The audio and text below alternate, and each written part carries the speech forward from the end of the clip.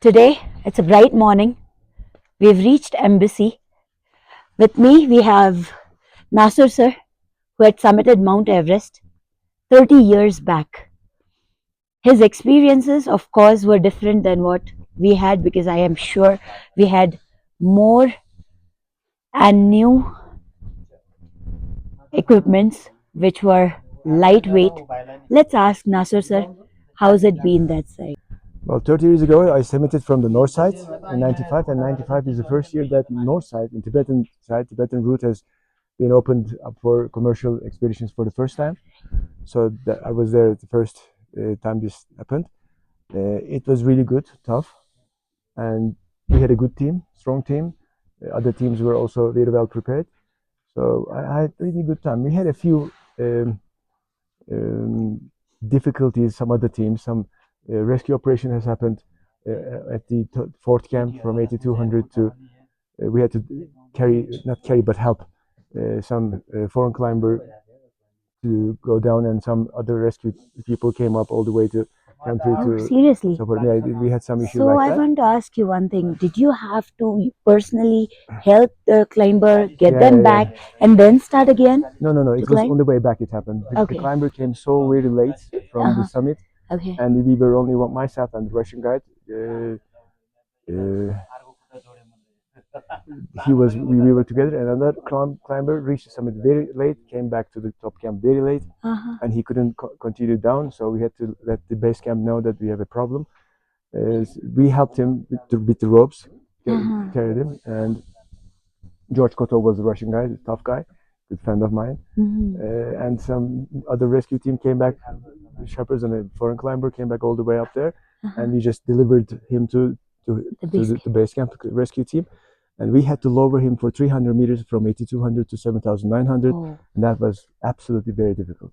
After summiting Mount Everest, Tired condition. But that was still a beautiful and very Experience. strong experience for me. So I'm So happy to NASUH share Sir about that. and I represent our own countries on Everest Alliance board. We are here on a cleanliness drive and we are going towards Annapurna base camp. We've been collecting trash and depositing it in the dustbins of the tea houses on the route. It was an honored opportunity for us to be on Everest Alliance board, and a profound responsibility to do the activity throughout the route. So can you share some experiences of the route? I exactly feel the way you feel because personally I climbed Mount Everest when I was 27. I mean, I'm now 57, 58 years old, 30 years ago. And that experience, really after that I continued for high altitude climbing, solo climbed Choyu, climbed Lhotse without oxygen. So the Himalayas has So been... even K2 you solo climbed it, right? No solo, but without oxygen, without Sherpa. So Himalayas has had a very great effect on my personality, personal self-improvement, self-actualization, and it really developed my character. So when I get this opportunity from Everest Alliance Nepal to be the representative of Turkey, I said I didn't even think twice. I said, yes, of course, I would do that with pleasure. It's an honor because these mountains have really shaped my character, built up my personality, and I feel myself responsible. It was the same with me, NASUH Sir. When they gave me an opportunity, I was almost hopping. I said, my responsibilities are to be taken care of now. Me getting an opportunity to summit Mount Everest, the world's highest peak, in itself was something which it would have left in a dream once, right? Many of them just go to 6,000 meters, some to 7,000 meters, some to 8,000, and they come back. So for me, a second time attempt to fund even for Mount Everest was difficult. So yes, if mountain has given me that opportunity, it's my responsibility to keep it clean. Yes, mountains matter because if I don't clean it tomorrow, my further generations will not enjoy the same weather, the same mountains as much as we do. I would like to ask you about the equipments you had on the route. Like basics, why? Because I know they were very heavy, right? Now we have some equipments which have expertise decisions. So I am sure that time you all had a little difficult ones. Of course, this down suit that I've used on Mount Everest I bought that down suit when I was getting Russian Storm Leopard title in Pamir and Tian Shan Mountains. I met with this climber. I really don't remember where he was from, but he had a down suit on him, and I was planning to go to Mount Everest, so I bought his down suit from some Spanish down suit or something. So like you that. also had to use someone else's down suit at that moment. Yeah, at that moment, like me. definitely. Okay. Definitely. But for K2, I bought brand new top class down suit, Lovely. top class down gloves. But we had some other problem over there. We lost our top camp, not top camp, but the third camp, blown away from the storm. And I was very much afraid if this camp was blown away because we had 16 days of storm, continuous storm. So your clothing? I lost my down suit, the brand new down suit, brand new down gloves, brand new sleeping bag. But I found that out in Camp 3. So I was going to either abandon it with my team or try just force the conditions a little bit.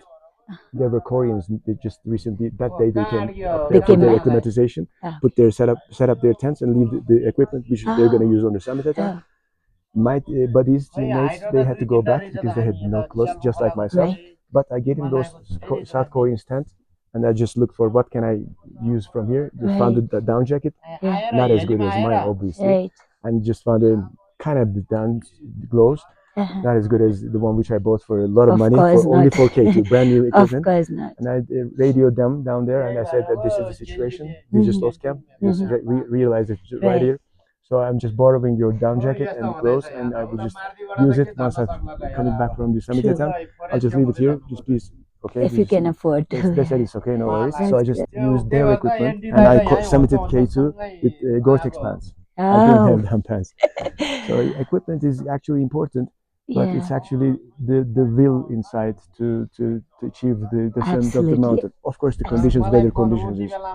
I'm putting the weather conditions to be on your side. If the weather conditions were not on your side, then it's not in control, of course. Very true, very true. And when you've decided to do something, and when you've given the best, nature also comes together to support you. Is what I feel. That's true. It's actually you who should not get panic and give up over there. You should put efforts. There is some way or the other that you will of course reach there. I was so lucky that South Koreans that day arrived there to set up their Camp 3, and there was some down jacket and somewhat. You were able to be thrill or adventurous experience that you would like to share here. I can share you one more. On Lhotse, we were six top class climbers. All of us summited Mount Everest. All of us has a few 8,000 euros in the pocket. And 2 Sherpas, 1 American, 1 Canadian, and 1 Latvian. We were together to do it, but somehow it happened to be that there is a storm building up on Bay of Bengal, and it's gonna go up to the Himalayas. And the day we were planning to come back from the summit, it's gonna hit the Himalayas. Big storm. You never want to be there when it is there. So it was just we were just stuck. With one day, we are losing the chance of summiting Mount Lhotse. And we've been there for, I don't know, 6 weeks. We put a lot of effort on the mountain, fixed ropes, the camps are ready, everything is ready. We're going to just go to Camp 3, that night go to Camp 4, and do the summit attempt and come back. But when we come back, the Himalayas will be hit by a huge storm. So a little bit of my pushing, and we said that, okay, if we can't do it in 2 days, if you don't have 2 days, then let's do it in 1 day. So we decided to go from Camp 3 to the summit all the way in 1 attempt. It's a 2 days route. All 5 of them used oxygen, including the Sherpas. I didn't use it because I knew I could do it. In my first Everest attempt in 1995, Everest climb, from the north side, I climbed all the way down to the second step without oxygen. And I carried a bottle because I was planning to do it without oxygen. I knew I could do it. But somehow I had a lucky experience on my first high altitude climb, Peak Cantegri, in Tian Shan Mountains, 7,010 meters. I had a broken crampon on the right before the summit. That's dangerous. How did you manage? I had to get down with 1 crampon, 1,000 technical meters with only 1 crampon, and it took me a lot of time and a lot of effort, and I had got frostbitten toes. I didn't lose them, but 2 weeks I couldn't walk. 6 weeks I couldn't feel them when I get back home, and that left me a residue. And during all my professional career, I had to especially fight for my toes. Oh. I used battery-operated socks. I had to do massage, taking off my shoes. Even on K2, I took my foot off and do the massage. Oh. So anyway, it just forced me very much on my professional career, unfortunately. So in this Lhotse, I knew that I could at least. I've been to 8600 without oxygen. Right. It's 8516. So I knew I could do it. All these other 5 guys have used oxygen, but we were going a 2-day route in 1 day. Their oxygen depleted in the end. All of them lost their oxygen, finished their oxygen. So we were just 70 meters from the summit. And they couldn't continue anymore because if the oxygen is finished, it's 1,000-meter difference. So did they take a decision of coming down? All of them said and made it next day. And I said, well, I came here all the way without oxygen, so with my own power, so I could still continue. I was tired, but I could still continue. And the last 70 meters I just completed by myself. It took me 2 hours. Lhotse without oxygen. Very difficult. But in 1998, I was the first one. I was the one who did the first ascent of 1998. My teammates, 7 days and 9 days later, they came back again with oxygen. They summited them. So that was one of my best climbs ever. Oh, wow. And K2 without Sherpa and without oxygen also, that is one of the best ever. That's beautiful. Sir, I must say sometimes mountaineers get a little naughty or crazy and they would love to do something like this, like just move ahead without oxygen or behave a little funny, which is not the general decision for them, right? But it's very personal, actually. Right, it is very personal. The idea is, the thing is you have to get to know yourself. Right. I've been actively into outdoor sports since my university years. I started mountain climbing when I was 20.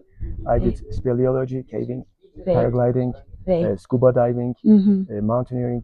So I've had so much experience, and I knew what I can do and what I cannot do.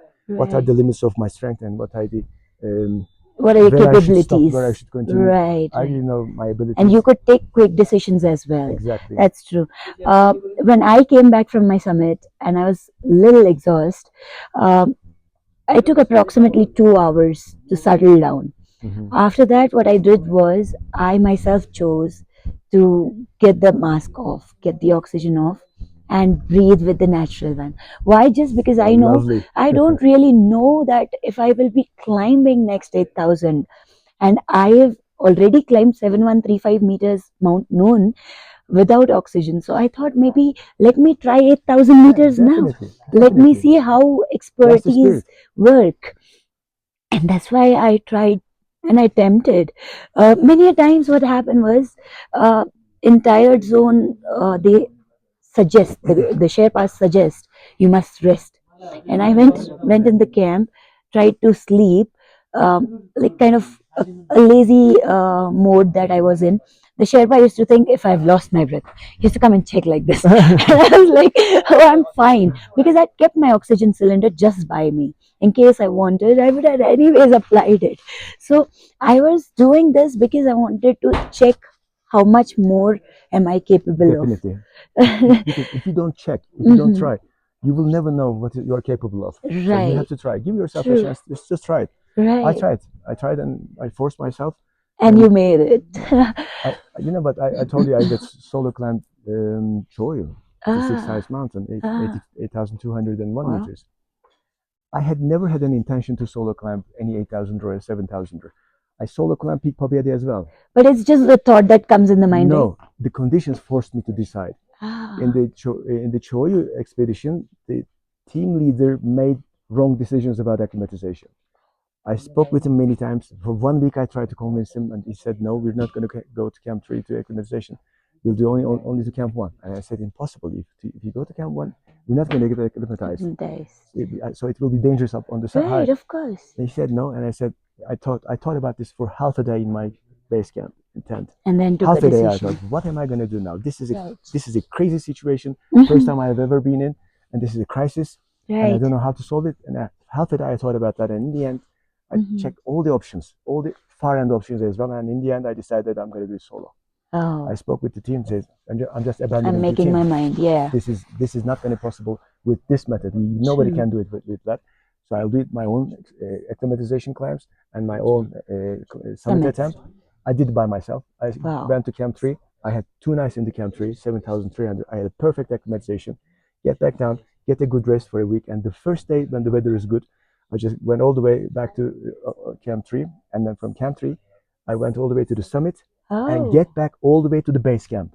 I must tell you all, NASUH Sir is not just a mountaineer. He has participated in many other sports, a very good bike rider, a rescue specialist. I'm one of the founders of the Turkey's best and the top class rescue team called Akut, and I led that team for more than 20 years. Wow. And we are specialized in outdoor sports, mountaineering, high angle technical rescue, earthquake rescue, flood rescue, everything. Our team was really capable of doing all kinds of rescues under every conditions. So all these years of life that he has lived, every year he had more some dangerous moments of your travel journey too. Like, see, we always have adventurous and mountain kind of journey, and many people know about that. Let's go with ride ones. Other than the, for example, I had a crevasse just happened right underneath me momentarily, and luckily I just managed to put my tip of the crampons in one end and my knee on the other end, underneath a huge crevasse. You serious? That happened on Manaslu attempt. I've also attempted Manaslu. I've been 6 times on 8,000ers. Only I couldn't reach the summit on Manaslu. But that year, nobody summited. 2 climbers got killed. My partner got killed. And after my partner got killed, we were coming down from this unfortunate summit attempt. This crevasse just happened underneath me. That was one of the closest places where I was so close to be killed. Luckily, I managed to save myself all by myself. But on the other hand, once I had another really very close to that was on coming back from K2. As we did it, no Sherpa, no oxygen. It took us so much time, and on the top part of K2, we couldn't use any fixed ropes. I mean, we climbed without rope on K2, fixed ropes. So on the way back, it was so late. We reached the summit about 6 p.m., 6:30 p.m., something like that, and the weather just turned dark. So on the way down, we just lost each other. 2 Italian, 1 Brazilian, and 1 myself. One of the Italians have completed the 7 summits. 14 8,000ers. He's top class climber. Wow. And on the way back, we lost each other. I managed to come back down to the bottleneck. Because on going up, I just fixed my mind that no matter what, I'm gonna get down from this bottleneck. I'm not gonna spend the night on top of a bottleneck. The other 3 had to spend the night above the bottleneck, and they lost each other as well. So 4 of us that night on K2, above 8,200 and above, and we spent the night out alone. None of us died, but the Italian just lost 3 fingertips. Is it fine now? I had a frostbite on my toe, but I didn't lose. Brazilian had a frost nips, but he didn't lose. So everything's fine. Everyone's good. One night we had to survive somewhere high on K2.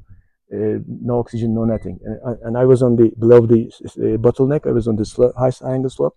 I just put my ice axe on the slope, put my crampons sideways, and for one night I survived there. All night? It's full of hallucinations and everything. Oh my God. But one thing I can tell you interesting, for maybe that's good for the records.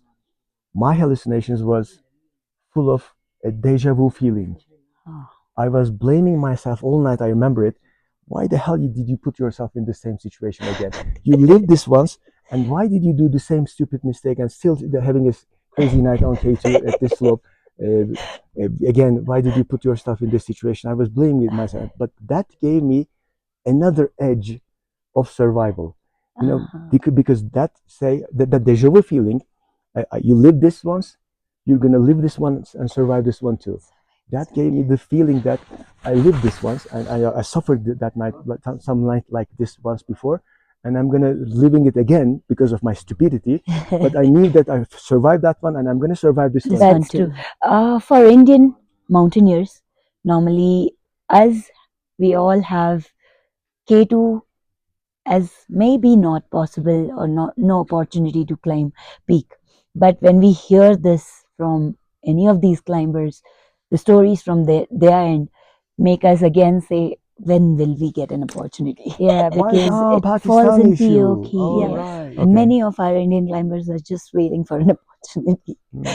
In case given a chance, they will love to climb, because that's the peak which will have its own it's not just the second highest peak, it has its own thrill, it has its own It has its own adventure. character. Since my early 20s, when I started this mountain climbing, my dream was always climbing K2. Yeah. And all my life, I was just in myself asking to myself this question: would I ever be a good climber as much as I could climb reach the summit of K2? I didn't say anyone this, but it was in my mind, in my inner self. That's what is in our hearts. That's exactly what is in our heart too.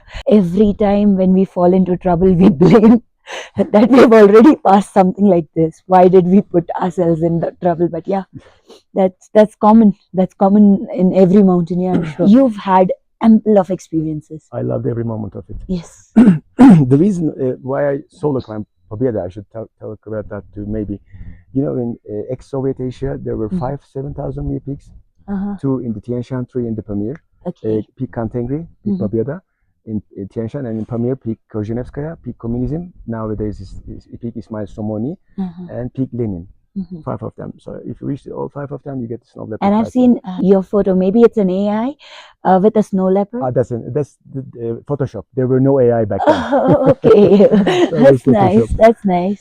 I have the snow leopard title. The last one was Peak Pobeda. I attempted Peak Pobeda once after I submitted Peak Lenin, but the weather was terrible, and the base camp just called off the expedition, and all the team members, whoever there, these different teams, they just abandoned the attempt. We went all the way to Wajapshevele. It's almost 7,000 meters, but we had a 4-kilometer stretch on a hill you have to go, then a 400-meter technical climb. So I couldn't try it even, so I get back.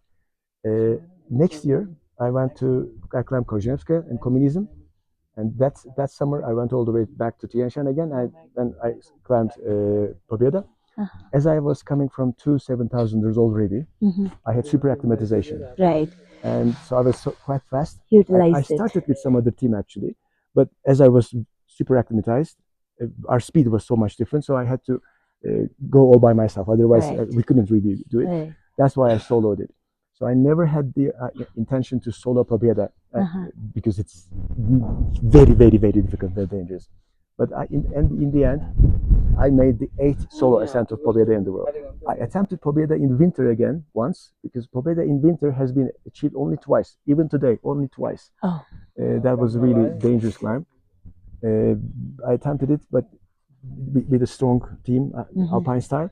But the avalanche risk was huge, so we couldn't continue. So this peak is climbed only twice until now? Yeah, winter climb. Wow, winter climb. Yeah, winter Pobeda. That is something nice. Tough. Beautiful. So you have a bulk of experiences.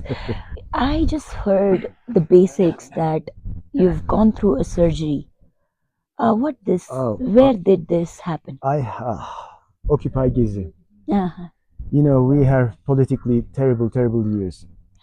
Because Turkish Republic has been founded by Atatürk. And this after Turkish Republic, Turkey has an incredible amount of improvement. I mean, women have rights way before the British women, European women. The alphabet has been changed, so people can read and write. Modern law has been issued. Father and son monarchy has been finished, and republic came. Parliament democracy came. Political parties came. So Turkey really just lived within 15 years of Atatürk's power. All the Renaissance, Reformation, and all these huge improvements, but the European peoples have lived in centuries. Atatürk put them all in 15 years to Turkey. But somehow the last government is in power 23 years, and it's got nothing to do with democracy, parliamentary democracy, and so he has got big issues. And in the end, people just revolted against him in 2013. And with this rescue team that I lead, we went there to support the people, because it's clashes between the police and the protesters, and people have been hit, and 10 people got killed during those protesters. And I was going to go to Akut team, because we send the Akut first aid people with full gear, full experience, to help whoever in need. I mean, the rescue and support, or the police, but it doesn't matter. I mean, because we are neutral in that clashes. Where it comes to rescue. But I made a mistake. With a motorbike, I came from the police side. The police side is this side, protester side is this side. I had to come from the protester side. But as I had the bike, and my nephew, you met him, we were together. His father, he was on my pillion passenger. We were together going to the Akut first aid station. But as we came back from the police side, in the end, we just ended up in between the police and the protesters with a Vespa. And I couldn't believe my eyes. I mean, this huge clashes started the first time ever in the history of Turkey. The Turkish people has first time ever revolted against the government on that level. And I was trying to go from the police side to the protesters behind. I just lost control of the bike, and my tibia and fibula was broken. You mean it didn't happen in the mountain? No, shoulder broken. On the road? I didn't broke all these. I did all these things. I didn't break my leg. 4 bones is broken, and my professional life is finished. Professional sporting life. My daily life never affected, but professional sport. I don't know why my friend also kept saying this. If you are in the cities or on the normal ground, you will get injured for sure, because the kind of mess that you would create will of course put you or land you into trouble. Whereas when you are in adventurous or a thrill place, there you will explore your life. There you won't even think about giving your, because you know the conditions, you know yourself, you know what to do, you watch everywhere. Right. You just even see your behind, you see everything. Exactly. So you're prepared for calculations it. And just do. But in that Occupy Gezi, nobody could calculate something like that. That's true. But the phase that you all passed through was dangerous. Seriously dangerous. It was beautiful talking to you, sir. Same here. It's really a pleasure to get to spend this good amount of time with you. Every day share dinner, lunch, breakfast together with different gossip and discussions. Yes, it made my Annapurna base camp to a bigger step, the height I ever thought of.